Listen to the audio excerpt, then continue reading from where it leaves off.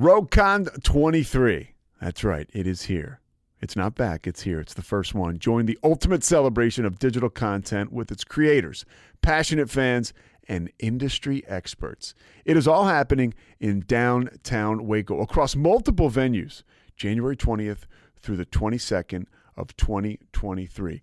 Now, if you want to go, you got to get tickets, and tickets are on sale at RogueCon23.com. That's RogueCon, RogueCon 23.com. Be there. I'm going to be there. Everybody's going to be there. Let's go. Scott Silverman is a crisis coach. He helps people with family members that struggle with alcohol addiction and with addiction overall. We talk a lot about the opioid epidemic, and we talk a lot about things that he is doing to change the way that America looks at substance abuse and the way that we treat substance abuse together. Another guy with the TED Talk. How about that? All right. He's got his own day in San Diego. We talk about that a little bit. He's been honored by CNN as one of the heroes that helps society move through stuff like this. He's got 2 books. He's got a podcast. We talk about it all. This is the guy that you want to lean on heading into the holidays, especially if you're trying not to drink, if you have a family member you're worried about. By the way, this guy's a crisis coach, and he's the president and CEO of Confidential Recovery, and he gives out his phone number on this podcast, and he wants anybody that has any questions about recovery, family members struggling with addiction, give him a call. He put it out there. I didn't. So Scott Silverman joins us from San Diego, and just up north in Hermosa Beach, California, just north of San Diego, Kevin Souza.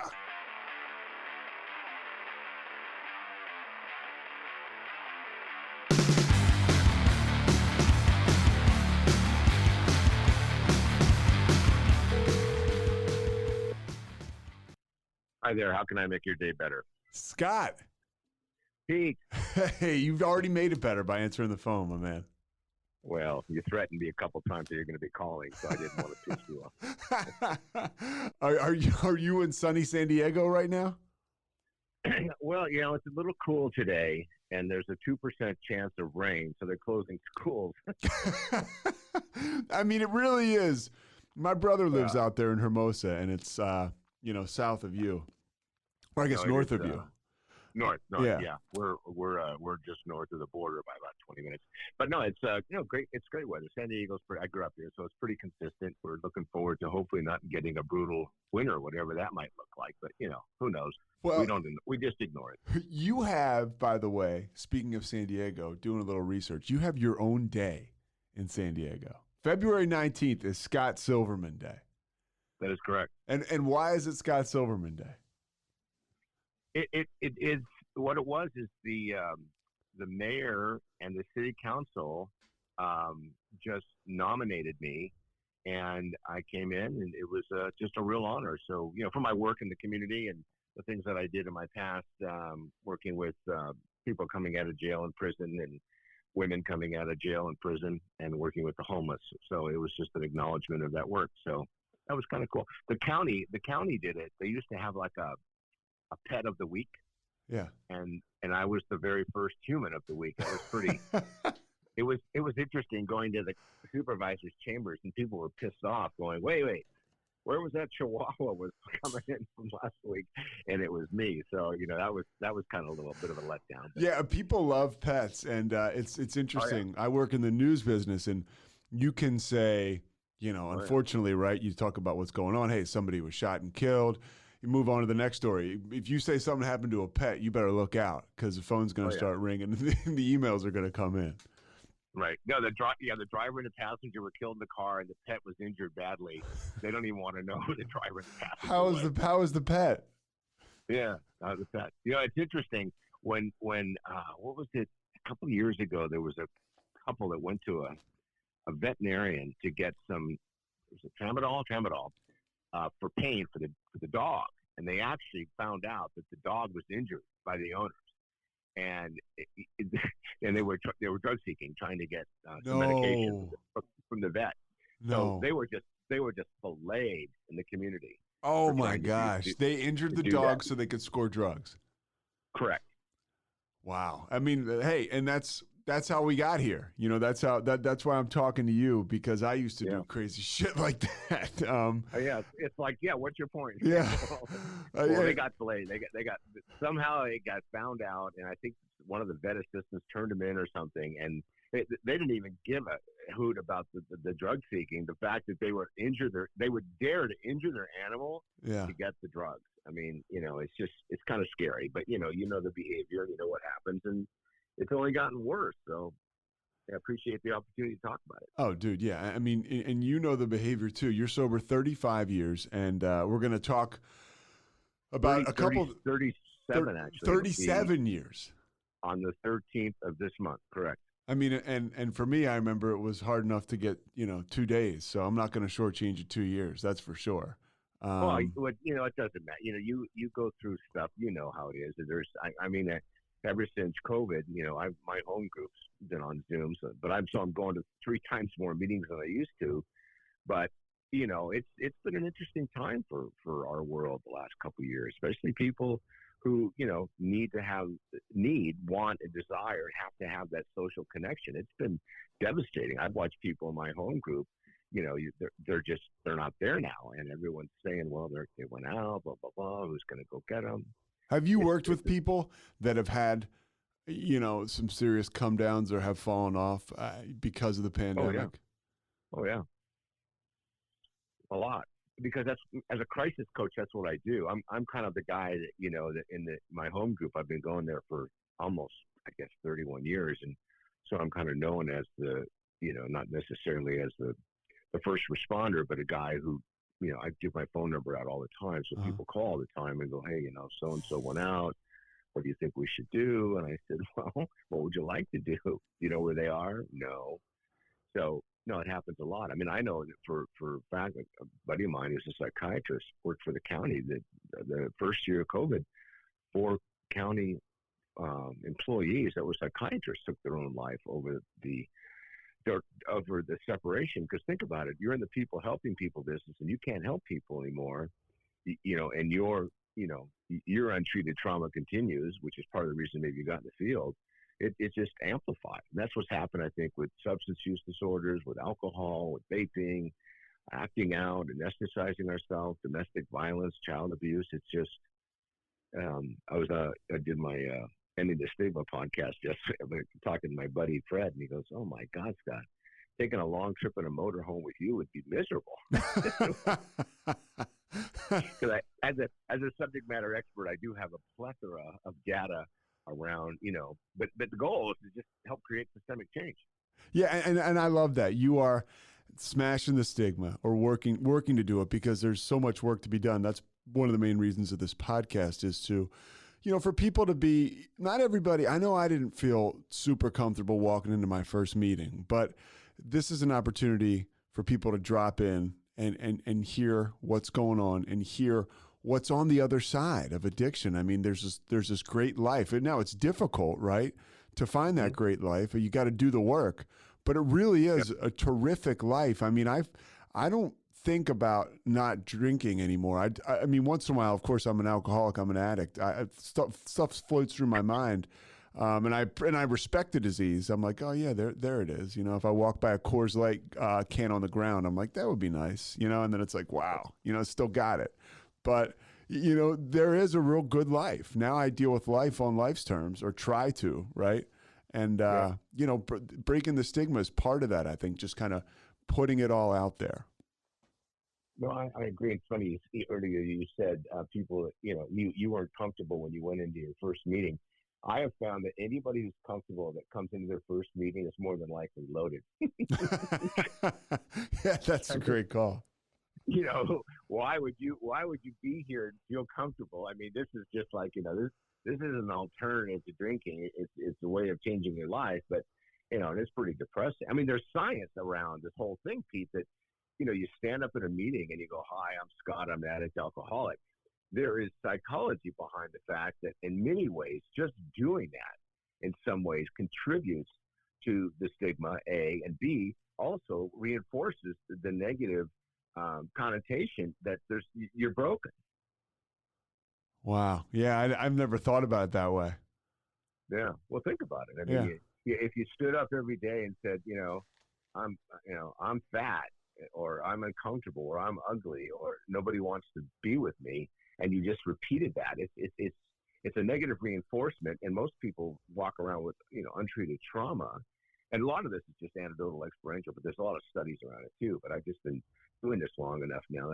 It hopefully gives me a better insight to helping families, because when families call me in crisis, it's not about, hey, we were just thinking Johnny might have, they're not, the kid's on fire, It's a and crisis. the kid's 37 years old, Yeah. and the family's been trying for 15 years to do it one way. I said, well, how's that working for you? So, This I is a try to intervene in that behavior. this is a broad question, but what do you tell those families that call you up and say, my son Rick is 37. He's an opioid addict. He continues to steal from us and take our car to, wherever. What do you tell them?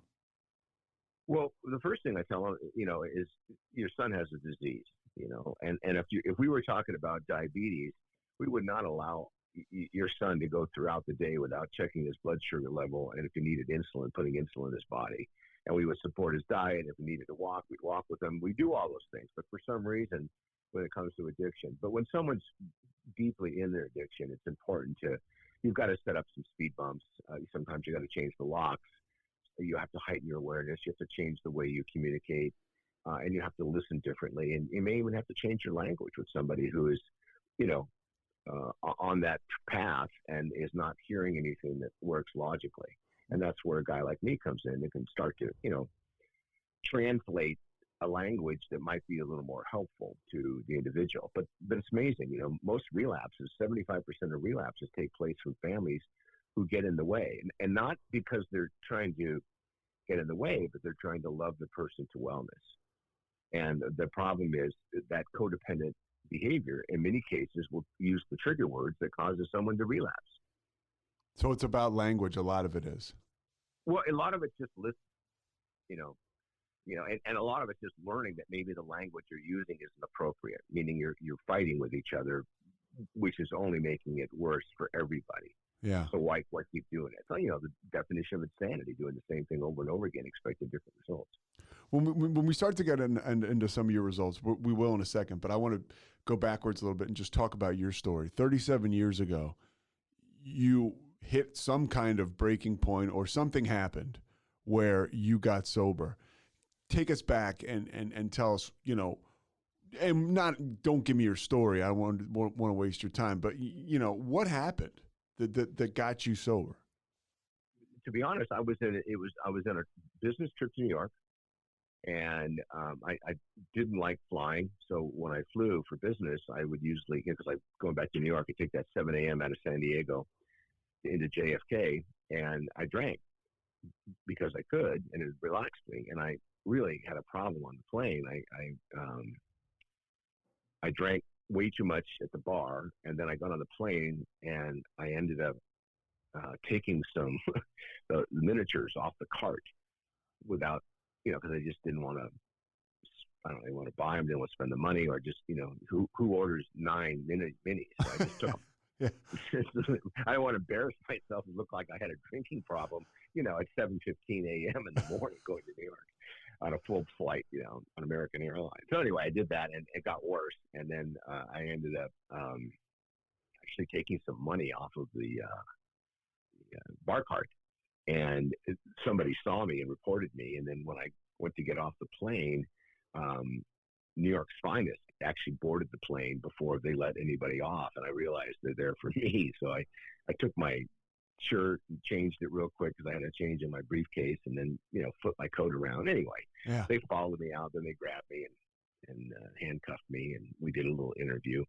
And I said, hey, look, I gotta go to the bathroom. And while I'm sitting there, I'm explaining that if you can find it, you can hang me up. And they couldn't find the money, so I got away.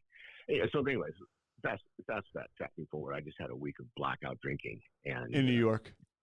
In New York City, yeah. I was one of those, actually, literally I got there, I think it was Sunday night, and Thursday night, I got into some sort of situation and then passed out literally across from the train station. I mean, I was, three-piece suit, London fog, rain jacket, What line the of work gutter. were you in? Were you in like Retail clothing business. My Okay. family was in the retail clothing business, so I was there on a trip with 14 other people.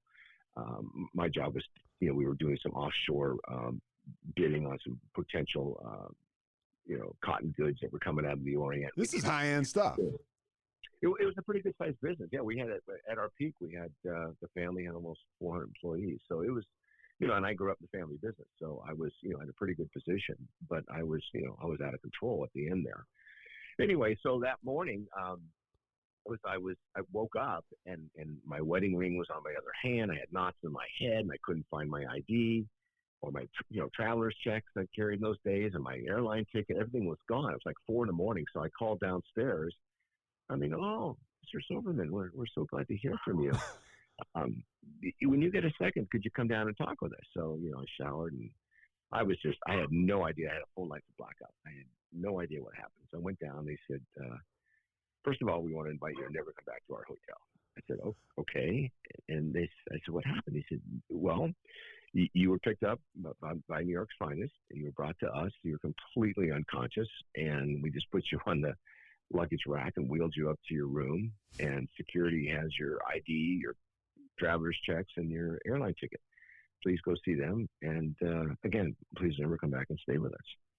So evidently it was pretty bad. Anyway, so that morning, That sounds like it, right? Yeah. Yeah, I didn't know what's going on. I didn't have the idea what happened. Yeah. I knew I was in bad shape, and I smelled like alcohol, and I had to meet my team that morning. And I was senior VP at the time, so I just told everybody, hey, go ahead, get started, and I'll pick you up later this morning. And I got to this guy's office, and I just thought, I can't explain this. How am I going to explain this? Yeah.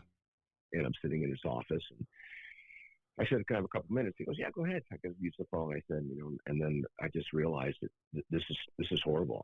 I'm not coming out of this one with an easy explanation. So I just started to think, you know what? Maybe it's just best I just stop and my own life and just put everybody else out of their misery and myself included. And it was a warm day in New York. It was in November, and I remember the window was open in his office. So I stepped up to the windowsill, and I just started to lean back, and I was going to jump out the window. Wow. And this is 37 years ago, like right around now. This was actually November the 11th. Shit. Okay. 1984. Yeah, so 37 years ago, this coming 11th of November. My sober day is the 13th because when I went to the facility, I was on some prescription meds for 2 days, so I wanted to start my sober date 2 days later, which I did. So bottom line is, so you're leaning. Hold on. You're leaning out this window, and you're thinking about this is it. I'm just gonna go. I'm up on the 44th floor. Yeah. I think it was 44th floor, and it was a hot day. I'm sweating, and when you drink like that, every pore is just exuding alcohol smell, and I had stains on my shirt. And I knew when I got out of that office, I was going to have to meet with the team, my colleagues, and explain, because I'd actually been gone for 4 days. Yeah. Nobody knew where I was, including me. I didn't know where I was. I was just drinking in bars and getting in fights, and because I had knots in my head and my knuckles hurt, and I'm not a fighter. It was just a weird thing. Were drugs a part of your story at all? Only during waking hours. Okay, all right, gotcha. Yeah. I'm not breaking it down. I certainly can if you want to. No. I was just curious. Yeah. Okay. Oh yeah. No, I was polydrugged. Okay. I'll give you a list if you're really curious. No, I'm good. So anyway, I start salivating when I get into detail. So I'm sitting there, and I remember in my head, my mom had said to me, suicide is selfish. And that kind of resonated with me that day, that morning. And then as I'm moving my butt back to I was just going to lean back and think, you know what? I won't feel a thing. And I'll put it, no more, hardship on my wife. I wouldn't have to explain what my behavior is. I wouldn't have to keep apologizing every time we went out socially or went to a wedding or a bar mitzvah or something. So it was just like, oh my God, I feel great. It's going to be over soon. And then the guy walks in his office and, hey, what are you doing then? You're going to fall out the window. And that was the divine intervention with my mom's voice in my head and realizing, we were married 2 years. We hadn't had children yet. We've been trying. So I thought, well, I hesitated for a second, and I said, I'll be right in. And then I got off the windowsill, went to the phone, called my wife. I was crying, and I said, tell Gary, who was the psychiatrist I was seeing at the time, tell him I'm ready. I'll call you in a couple hours, and we'll unveil all this to the family tonight, and I'm ready to check in to wherever he wants me to go tomorrow. And that's how I got into treatment. I literally went in that morning, Saturday morning. It was a Friday night. I flew back, and that's when my journey of recovery started. What happened to you that I'm talking to you now, and you've got this like vibrant, positive energy? How did you? I mean, obviously you could talk forever about this, and you so eloquently can. But how did you go from the guy who was falling out of the window on purpose to the man you are now? What are some of the things you did?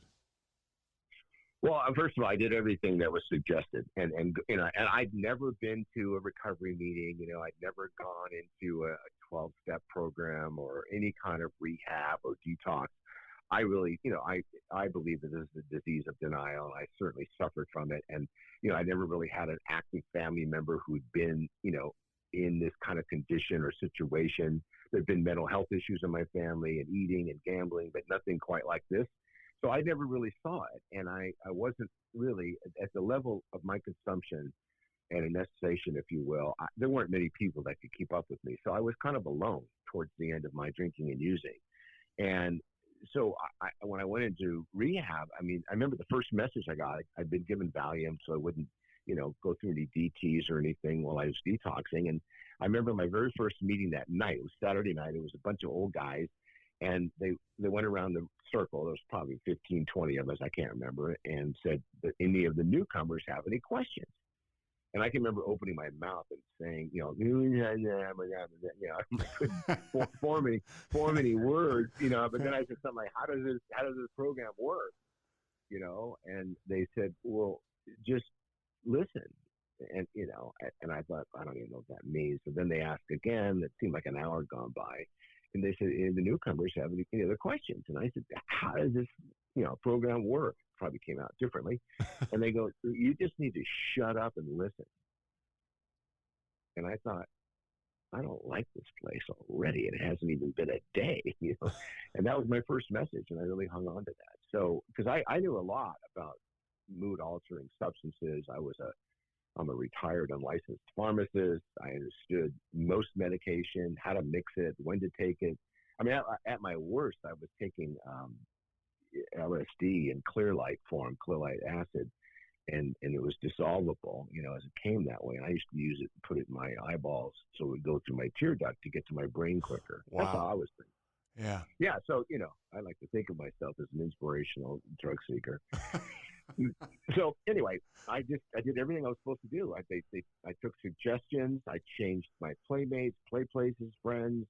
I even left my family business because it was recommended that, my level of, pace that I was keeping was killing me. So I started all over. I went down to state of California workers' comp, and I found out what I was eligible for, and I got on disability, and I changed everything. My friends, the only one I kept was one friend and my wife, and that was it, my family.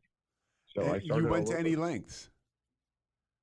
I think I went even further because it seemed like, and there's the caution to that because in the book it talks about don't change your bar stool, for a seat in recovery because you suffering from maladaptive behavior, compulsive obsessive behavior, that doesn't go away. You just manage it differently. So yeah, I did everything they told me to do. I worked the steps, I went to meetings, I volunteered. 4 years later, I'm getting this award at my treatment center for 4,000 hours of volunteer work. And I'm thinking, what? They were tracking, you sign in, I didn't realize they were tracking my hours. And it was just, they'd never seen that before at the treatment center. So I ended up getting offered a job to run the alumni program, which I did on a contract basis for a couple of years. So I was really involved with recovery, which was unusual because, first of all, being Jewish and then going to AA, and AA is basically a Christian-based program. People were criticizing me. I was in treatment. My rabbi came to visit me.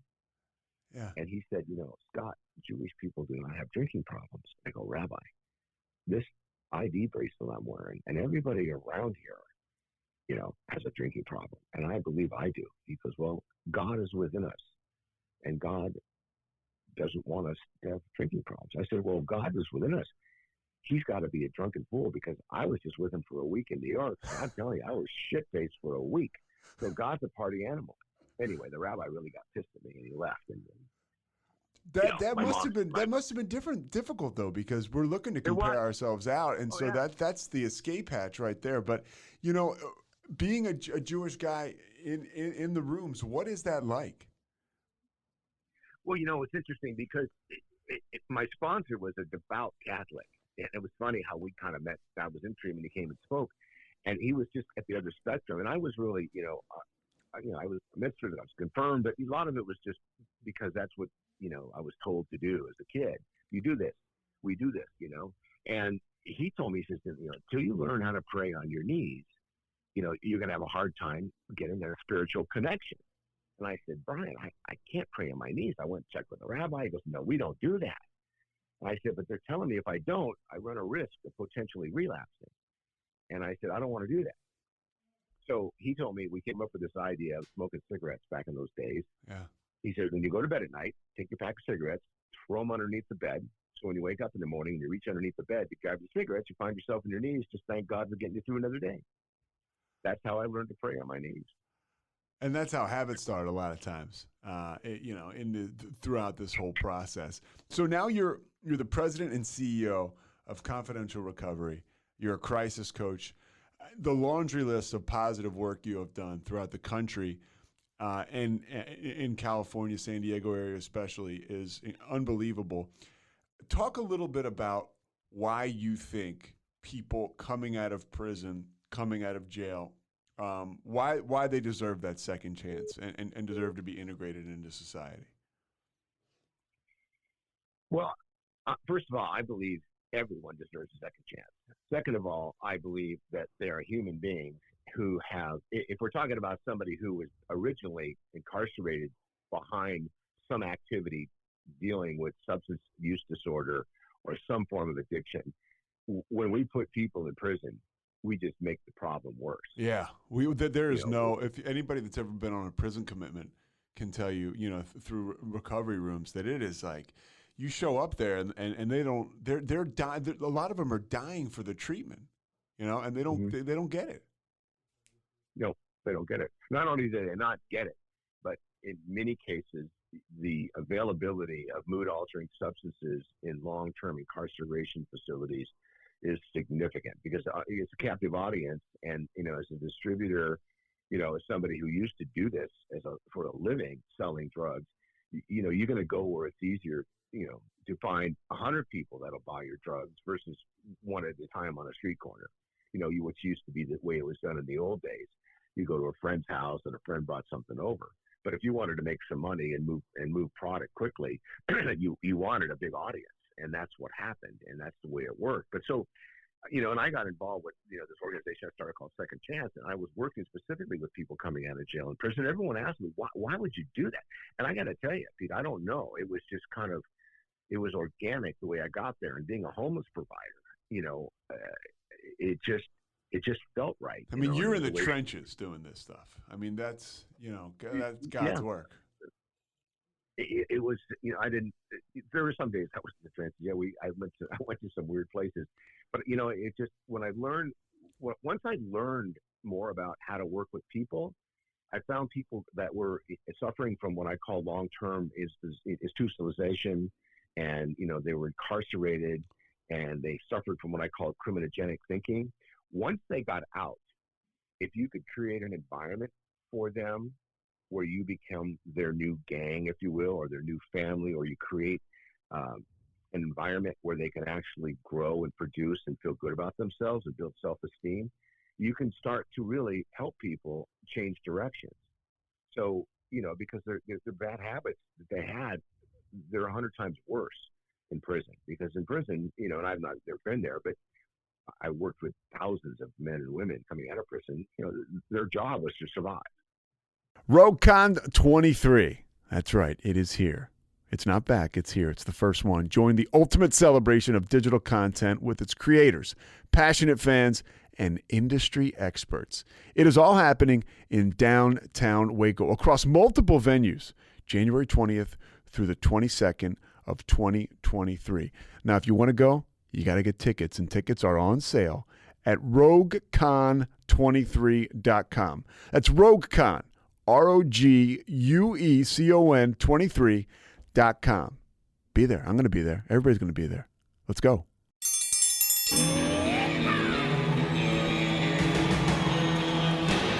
Hi, I'm Hank. You might remember me from a show called King of the Hill. Check out a King of the Hill rewatch podcast. These boys ain't rap, but they are funny. Find the podcast anywhere you get your podcasts or at roguemedianetwork.com. I tell you what.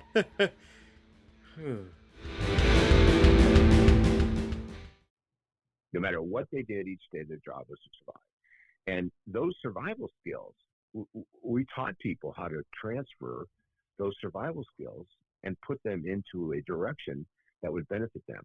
So all I did was kind of repackage, if you will, or redirect, or help people kind of deflect a little bit using their skill sets. Because most people who can survive in prison have a huge amount of skill sets. And we just taught people how to use those in the workplace. And we found we were getting people's jobs at a faster pace than most unemployment agencies were. Can you give me an example of how you would repackage somebody's skills into helping them get sober? Somebody, let's just say somebody was a sling, somebody was a drug distributor, okay? And they'd say, well, Scott, all I did was sell drugs, and that's what I knew. I said, okay, so let's just break that down. First of all, you're good at marketing. Second of all, you have a sales background. Third, you have a distribution system that you've worked on. And fourth, you found ways to not get caught until you got caught. So, you can escape and evade. You've got some great articulation. You're probably a facilitator. You might be a manipulator.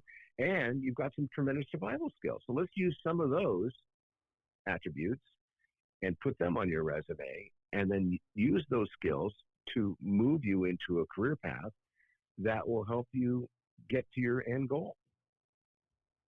I'm sure it's pretty amazing to see the light come on in people and to see them use those skills to become a better person or just to contribute. Oh, yeah. The most successful clients I ever worked with were women. And watching women who'd spent a lot of their adult life incarcerated, and if they were mothers, when they got out, their level of self-esteem around getting a job was just non-existent. I've never worked. All I've ever done is, I've raised 3 children. I said, well, let's break that down. Housing engineer, facilitator, a volunteer recruiter, a transporter, a motivator, an academic inspirator, a disciplinarian, a cook, whatever, and you list all those skills, because we used to have a big sign on the wall. I remember thinking about it, and I'd get chills. It used to say, "I'm just a mom." And we always kept it folded up. And then when we flipped it down, there was 84 skill sets to just be a mom. And we would suggest that they pick the top 10 that they love the most. And then we framed that path, and getting them jobs was easy. I mean, getting them into career paths was easy, and then I started working with veterans back in the day, and I'm doing it now in a very big way with confidential recovery. And because veterans who had criminal histories, the veteran system would not support them. Literally. Wow. It was amazing. The veteran system, if you had a career path of criminality, you could not get disability, you couldn't get access to treatment, you couldn't stay in subsidized housing. So we helped them. And we were getting veterans jobs left and right. And then I got people that criticized me and saying, how is it you're getting more jobs for the veterans than the veterans providers are? And I said, you know what? You guys set up a meeting. I'll come speak to your group. So 2 months later, I go to this group. It's a funny story, I think.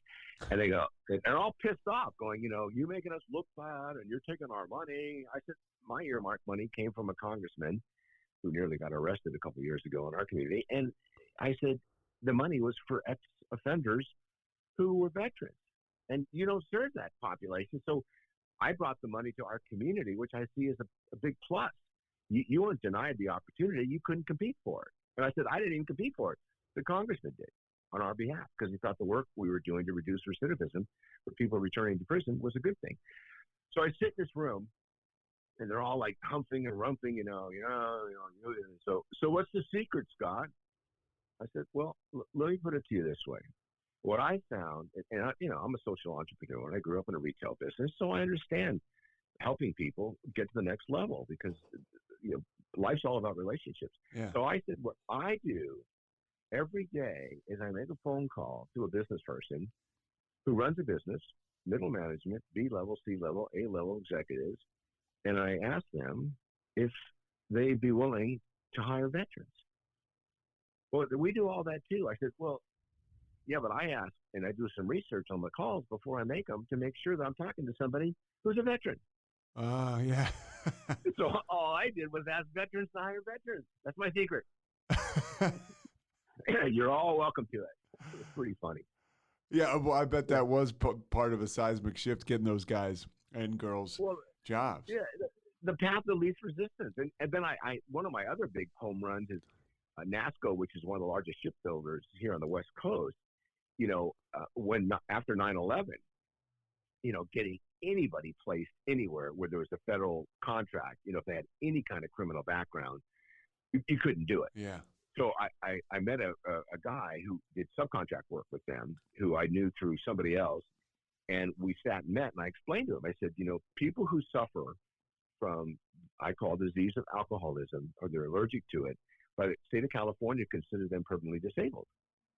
So why don't you hire our graduates who are permanent, most, like 90% had an alcohol issue or substance use disorder, and use them as a minority group, so to speak, or disabled group to fit into your contract. So he went back and checked, and he said he could. His first year, he hired 40 of our graduates. And that's, somebody caring about these people with these issues and finding a way to, like you said, I like how you said repackage, rebrand. Yeah. Because when we repackage ourselves in recovery, we really are good people who can contribute and who can make a difference.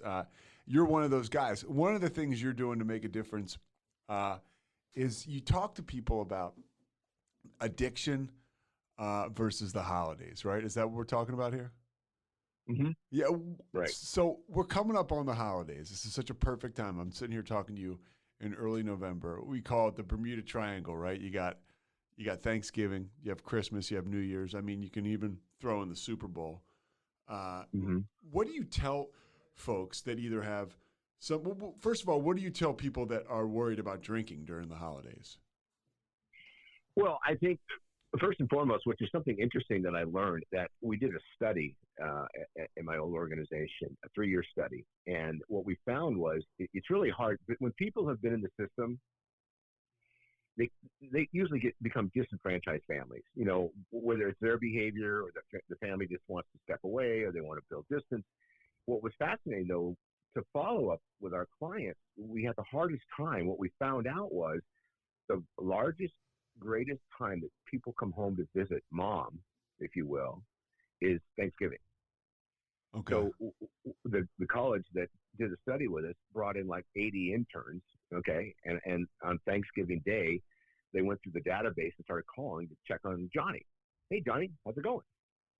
Because Johnny was home visiting his mom, and most people would put down their mom as an emergency contact. Uh-huh. So that's how we followed up in the study. So I learned over the years, my own experience, because I got, I wanted treatment during the holidays. Most people say, well, why would you go to treatment during the holidays? Why don't you wait till January? I said, well, I was trying to kill myself. I thought postponing wasn't going to be advantageous or work to my advantage. So what I tell families is this, and look, this is the first year kids have gone away for a while because of COVID, and now they're going to be coming home. And my sense is because of COVID and because of quarantines that people have gone through, especially young people, they've learned a lot of new tips and tricks about how to, move into consuming edibles or legalized marijuana or, vaping or, all the issues with counterfeit medication. So they're coming home now for the first time in a while. And if they had an issue before and it got worse when they were at school, when they're coming home, they're going to come home pretty hot. Yeah. And families are going to want to fix them. And that just doesn't work. You can't sit Johnny down after being gone for 5 months and say, okay, everyone's going to be here. And, Uncle Bob drinks a lot and Aunt Isabel, is still taking those pain pills. And when you sit down to dinner, You can't be like them. You can't drink, and we don't want you taking any drugs. And if you do, we're going to kick you out of the house. I mean, those are all fighting words. Those are all trigger words. Those are all non-engagement words. Those are all shame-based words. So having that kind of conversation with a loved one just is not going to add value. So, what I suggest to families is, look, before they get home, talk about how you're feeling. Talk about cares and concerns that you might have, and hopefully you've been talking with your child through the year. And if something's going on, you have a sense of it, but you may not. And then all of a sudden, it's going to pop up when they get home. So rather than try to intervene on it, reach out for help. It's just not something. If somebody broke their leg, I mean, you don't go to YouTube and go, "Okay, Bob, hold them down." You take them to the ER. You take your son or daughter to the emergency room and let the experts work on it. So, why we do this with substance use disorders and mood altering substances and addiction, why we try to tell ourselves it's okay, we will love them and they'll be all right. They have a disease and they're in their disease, and this allergy they have to whatever they're taking is causing them harm, and we need to love them. But we need to love them in a way where we're making decisions that are going to benefit them, not us, if you will. Because it's a selfish disease. The person who's doing it is selfish because they want to stay high, and the family wants them to stop, and they're selfish, but they don't know how to do it. And now it's such a high stakes game. I mean, you talk about, you wrote a book about opioid addiction and the opioid crisis. I mean, in our book, it says, hey, go out if you're not sure you're an alcoholic and try some controlled drinking. Well, now, you can't say, hey, go out and go ahead and shoot some or snort some fentanyl, because people are dying. Right.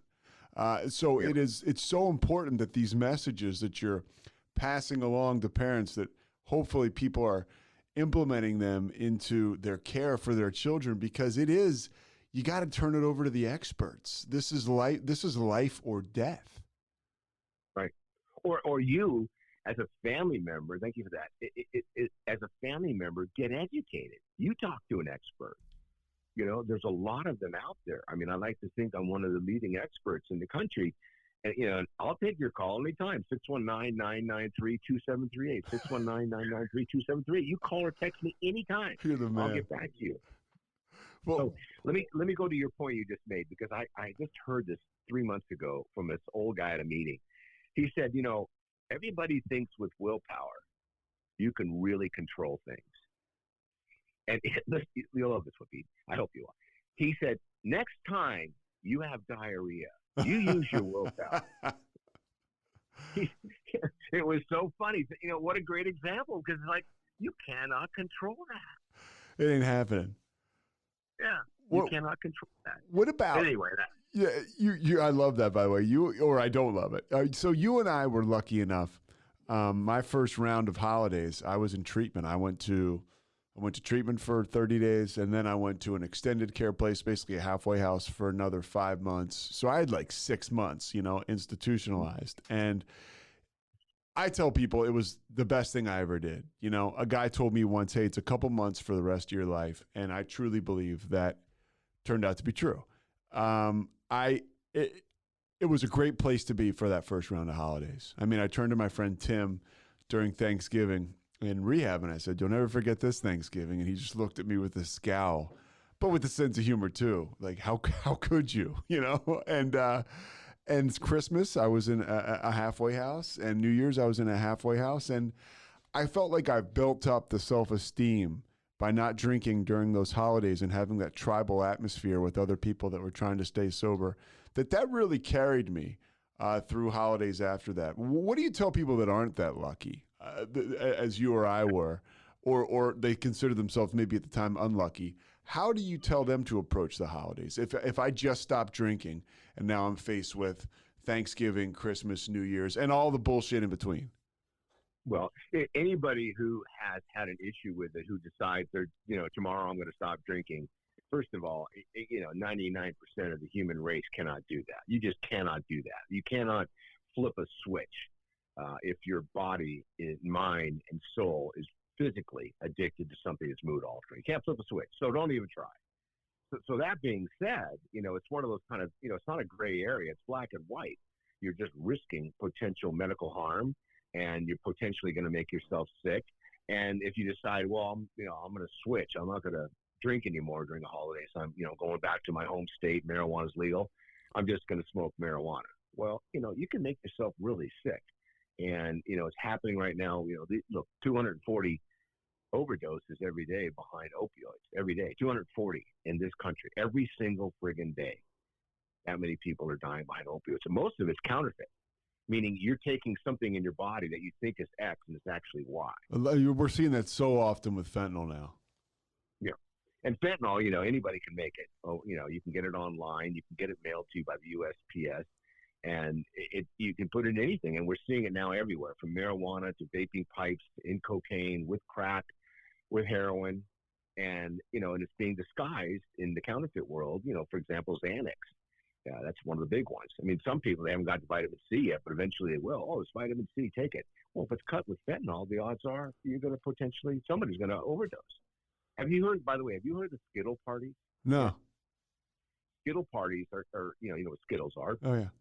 Imagine you go to this party, everybody comes in, they bring their drug of choice, and they put it in this bowl. And at a certain time of the night, somebody metaphorically rings a bell or plays a certain song, everybody goes to the bowl and grabs something. Well, what if one of your friends just got a bunch of counterfeit Xanax cut with fentanyl? So you heard about these events where people, they go to these parties, 8 people overdose, and 2 didn't survive. That's what's happened. People are just taking such risk right now. And the thing that's interesting is, in my day, there was nothing I wouldn't put in my body. Yeah. But the difference is the level of toxicity. And to me, when I think about counterfeit medication, it's poison. It's not even a drug. I mean, it's a drug, but it's masking something dangerous, which to me is poison. So when you think about that, as a 18, 19, 20-year-old, 22-year-old, when you think about going to a party and taking something that you don't know what it is, you could be taking poison. And what I try to just do with families is just impress upon people, because, you're not going to stop an addict. You're not going to tell a kid, don't do that. I mean, I wrote my first book called Tell Me No, I Dare You. Yeah. 70% of the people told no, they'll stop, but they're not going to stop doing something like that. And according to science, that part of the brain, when it hears don't do something, it basically, the cheerleading section stands up and the band starts playing, going, let's go for it. So my mind is programmed. I'm wired that way. And it's we're talking about the addict's mind, obviously. Correct. Yeah. Correct. Yeah. Because you were saying, what does the other person do? The person's coming home. They have to reinforce. First of all, they have to accept the fact they might have an issue.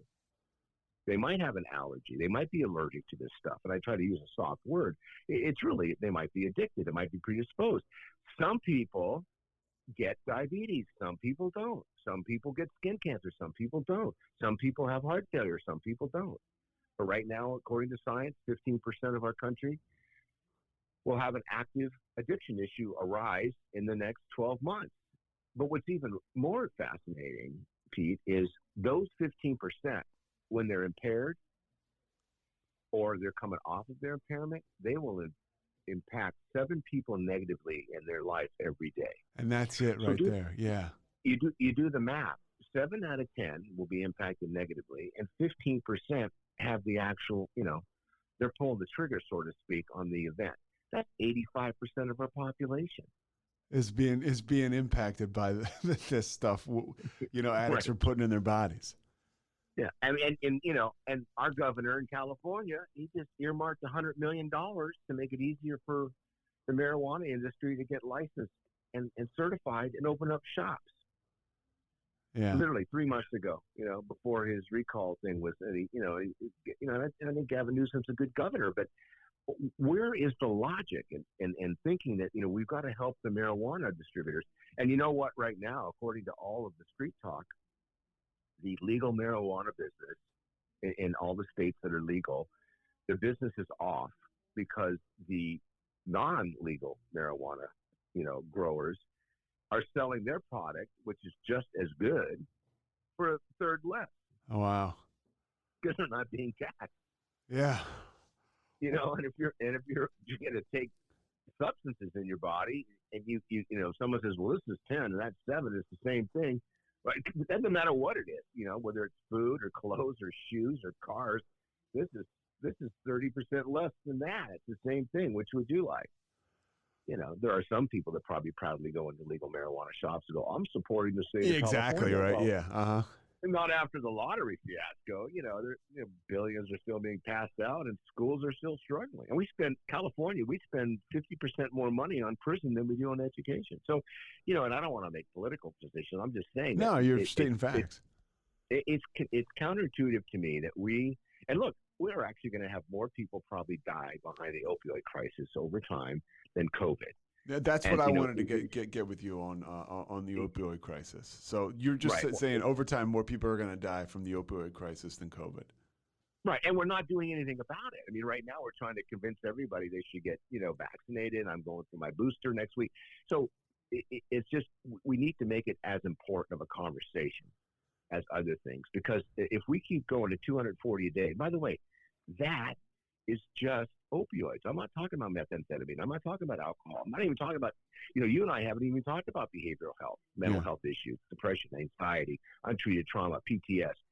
We haven't even discussed that. And those are all things that are existing in almost every family in some way, some shape, or some form in today's world. And, our quarantine the last couple of years has made it a lot worse, especially for those who had no tools. And now their problems amplified. They still don't have the tools. And at the end of the day, the way the treatment world is working, because that was gone, it went virtual as well, which changes things. Because the social model, people getting together, talking about what's going on, is probably scientifically one of the best, but there's still a 95% relapse rate. When you went to treatment, if you did nothing after treatment, nothing, okay, but you went to the best place in the world and you spent 28 days being the perfect inpatient client, and then you got home and did nothing, the chances are you have a 95% chance of relapsing with no follow-up. That's how high it is. Yeah. Did you see, I don't want to keep you here all day, but I got a couple other things I want to ask you. Do you see a way out of this opioid crisis? Is there a way out? What do you wrote a book on this. What did you find, as far as what we're looking at here as a country, or globally going forward? Well, first of all, there's no vaccination for it. Okay. And it's completely apolitical. It's not a Democratic, not a Republican, not a progressive, whatever classification you want to put it. And it's not zip code specific. And it doesn't matter how much money you have or you don't have. I mean, certainly, certain parts of the community that are economically challenged, there might be more of it per capita. But at the end of the day, when you look at the news, you're reading about the, high level, movie star or singer or musician, or somebody who comes from a family. I just read somewhere that one of the housewives' daughter just admitted. I saw, yeah, going to treatment.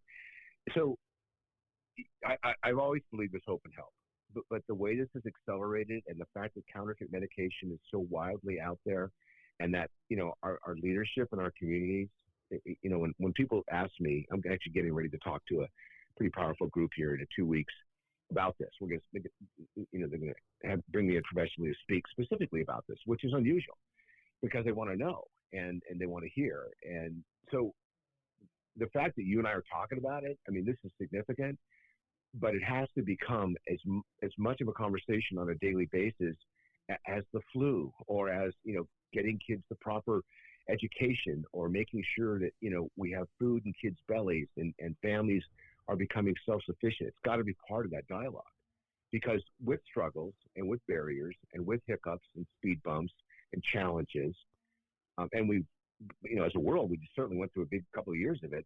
We're going to see more and more of this, especially in the U.S., because for some reason, we're a much pill-oriented society.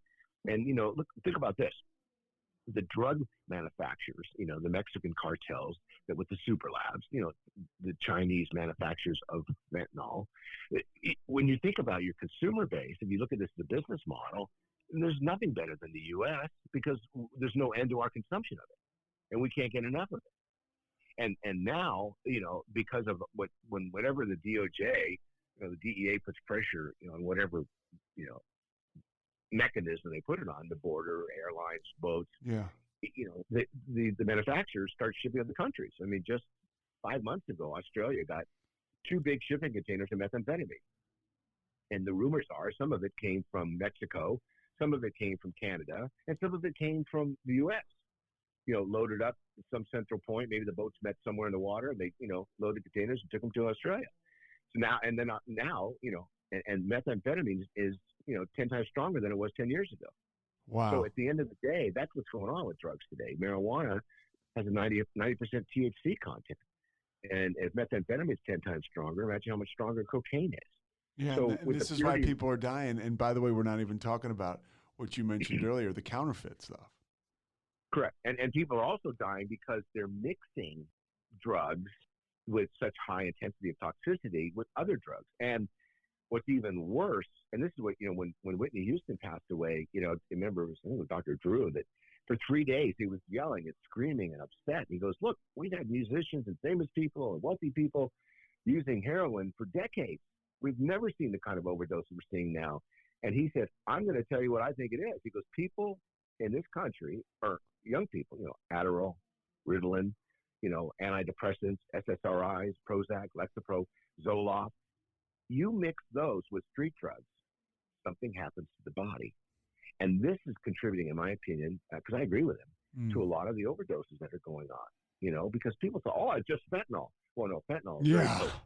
It's 100 times stronger than heroin, and morphine is 50 times stronger than heroin. So, and because the people that are putting this counterfeit medication together don't have any quality assurance that they have to maintain, and they're not overseen by the FDA or the DEA, they're making stuff that kills people. And to your earlier question about how are we going to stop this, first of all, we got to slow it down so we can have a conversation. Because if we don't slow it down, and by the way, when I mentioned the 240 people that die every day from, mostly OxyContin, other opioids as well, a couple hundred people every day normally would be dying if it wasn't for naloxone, which is in Narcan, meaning their overdose was reversed because now we have that medication that can do that. So in reality, it was last month, I think, the company that makes naloxone or Narcan, which is made with naloxone, and Narcan is the delivery system through nasal spray, said that they're out of product. The demand is too high and won't be back up to speed until February. So if you think about that 240 a day could climb to 325, 350. So, we really have to find a way to get the information. And schools don't even want to put Narcan in because they don't want the responsibility. And you got kids that are bringing fentanyl to school because their older sibling says, look, you carry this, I can't. Or they want to be like the big brother or big sister. And they're seeing it in schools. You saw the other day there was a family with a 2, 4, and 5-year-old that got a hold of the parents' stash of fentanyl, and one of the kids died. The other 2 had to have Narcan to revive them. I did see that, yeah. I mean, I don't know what's going on. I mean, I wish I could take a magic wand and just fix it, but, I can't. But you are doing everything in your power. Now, before we let you go, you have a podcast, right? I do. What's the podcast called? I listened to it today. It's called Scott H. Silverman Happy Hour. I used the word happy hour because, when my sponsor said, go to a meeting when you did most of your drinking, and I said, well, I drink in the morning, I drink at noon, and I drink at happy hour. He goes, okay, just go to happy hour. Just go to happy hour. And pick one of those 3. So I kind of put a spin on it. It's called happy hour. And it's on the normal social media platform. And we talk about, I bring the guests in. I got, people like the DA, the sheriff, and the DEA, different experts that come in, and people in recovery, and a variety of different people. And I just interviewed a guy. He wrote a book called Prehab. It's kind of interesting, the whole concept about the disease itself and how to, how the assessment tools that we're currently using, even with the DSM-5s, aren't necessarily going to help somebody if they're not 100% willing. And he said, have you ever met an addict that's 100% willing to get better? Yeah. I said, not yet. Not that wasn't, handcuffed to a gurney in a coma. They're pretty motivated. So you got the podcast. You have a couple books. We're gonna link all this to the podcast. We're gonna put up here tomorrow. And you got a TED Talk. I mean, you were a CNN hero. You're a guy who is making a difference out there. And the fact that you spent a little time with me today, and continue to move the needle in the right direction, means a lot. No, I appreciate that. And I hope so. That's why I gave out my phone number, because it's amazing how many people. Hey, more won't people, call. And more people listen to this than you think, pal. I hope it's ringing off the hook. Hey, I want to drink from a fire hose, because every time, and I'm one of those people. A lot of people. My wife's in real estate, and every time she sees a strange number in her phone, you go, oh. I see a strange number. I picked up your number. Yeah. I see it as an opportunity to avoid going to a funeral. Yeah, and that's the truth, That's how man. I look at it. That's a So business I you're love in. it when people call. I put my phone up at 9 o'clock when I go to sleep, and I don't get it till the next morning. But I return every phone call, and if there's anybody out there that I can help, and if I can't help you, I promise you I can find a way to help point you in a direction to get help, because it's everywhere. And people don't realize that. And those 3 hardest words in the English language is "I need help." Yeah, And Scott, people avoid it. you're a mensch, dude. I appreciate it. Thanks, Pete. I really appreciate it. All right, and I'll send you this link tomorrow, man, and we'll get it out on all the Okay. social media platforms. And we're going to talk a little bit about this on KWTX station I work at. So I really appreciate you, dude. Call me anytime and bring me back anytime. And by the way, when somebody calls you and says, "Hey, should I really call this guy?" You go, "You better call him." Otherwise, I won't call them. But they call me, they will hear from me. We'll talk about it, and anything that I can do to help the family navigate next steps. That's what I'm all about. All right, Thanks man. for the opportunity. You got it, Scott. Thanks, brother. Join the ultimate celebration of digital content with its creators, passionate fans, and industry experts. It's all happening in downtown Waco across multiple venues on January 20th through the 22nd, 2023. Tickets are on sale now at roguecon23.com.